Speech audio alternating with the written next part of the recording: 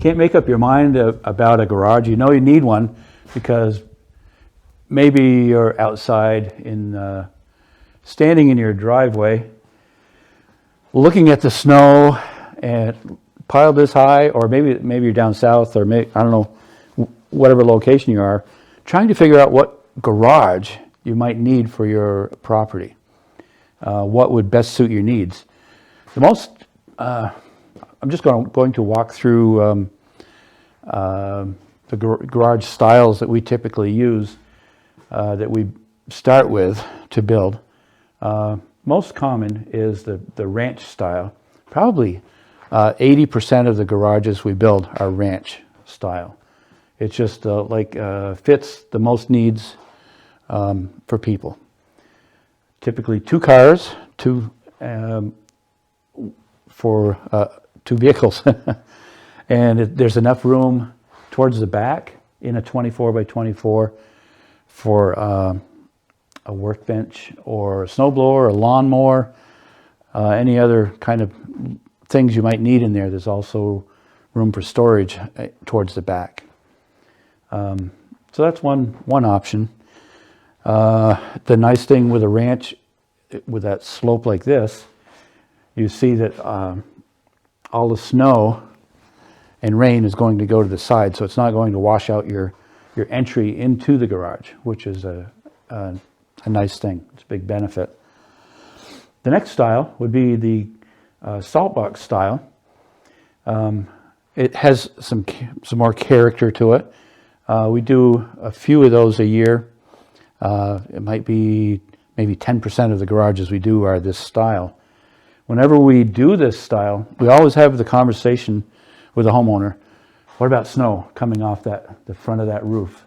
Because when you get a foot, or again, if you're down south, I'm sorry, this doesn't mean much to you, but up north, if there's snow coming off, it dumps right in front of the garage doors, and all of a sudden, if your vehicle's inside, you can't get out.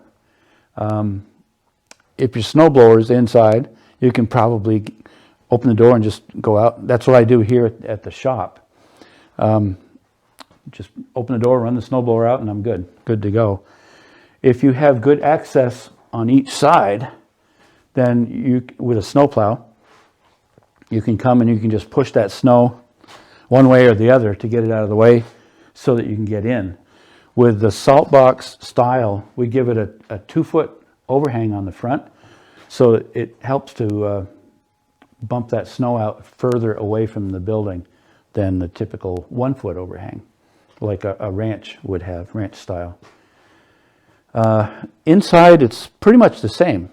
It's 24 by 24, same. Everything's the same. It's just a big space, and you can put your vehicles in, things towards the back for storage and so on. Moving on to the third one would be the Cape style garage. That's a 2-story model that has an upstairs. The downstairs, again, is almost identical to what you'd see. It's 24 by 24. We go with 8-foot ceilings, 8-foot 1.5. That allows for a garage door opener to fit up above the doors. When you go upstairs, you have 16 feet wide of walking room, basically. There's a knee wall on each side that comes in 4 feet from each side. And that you can still use that for storage up there. So you get tons of storage up there with the Cape style. It's also a steeper roof, so that the snow comes off pretty quickly. There are some considerations with a Cape that I'll go into probably the next video. We'll go over a bunch of options and things that you can do to enhance your garage, to dormers, and what else would there be? Taller ceilings. If you wanted a car lift or something in there, we get that quite a bit. But I'll go over all of those in another video. So that's the Cape style. Then there's the Carriage Shed. that we don't do a lot of those. It's been 2 or 3 years since we've done one, but I like them. They're really pretty. They have a nice design to them. It has a 4-foot overhang on the front. It's really big all the way across there. So when the snow comes off, if you're standing right in front of the doors, the snow's going to kick out 5 feet anyway. So you've got plenty of walking room. You can come in from the side and not get hit with snow. And again, it's the same thing with the salt box. You can hit a snowplow sideways if you have room that way, or you can bring a snowblower out. When it comes off, both the salt box and the carriage shed, the snow if it comes quickly, it tends to pack. So you have to address that pretty quickly. The interior is the same as all of the other ones, 24 by 24. So downstairs is the same, minus with the 2-story models, you lose the stairwell. The last one is the gambrel style. This is super popular for putting an apartment up there, or some other use where you might want to close it in, heat it. Again, it would have the same thing. It'd have the stairwell that comes up to a landing and up the stairs on either side, typically on the back of the garage. And then you'll come upstairs. You have a full 8-foot wall, and it's 16 feet wide on the 24 by 24 model. And again, you still have that storage on each side.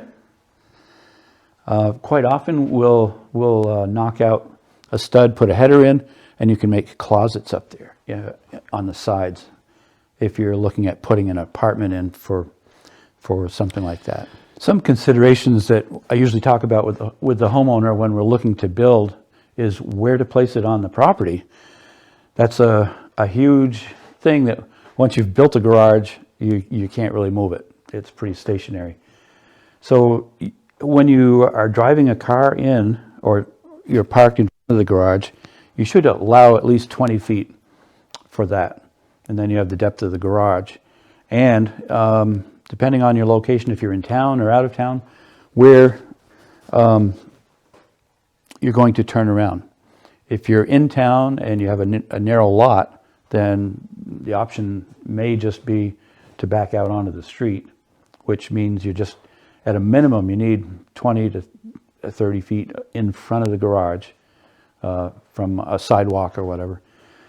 If you're out of town, it's always nice to have a backup spot. So you have a minimum of 20 in front of the garage, and then as you back up, you need another 20 to back up so that you can drive out, not at the garage, but drive out onto the road or the street wherever you're at. So that's one consideration. Other things to think about are building permits. Around here, really happy where I live.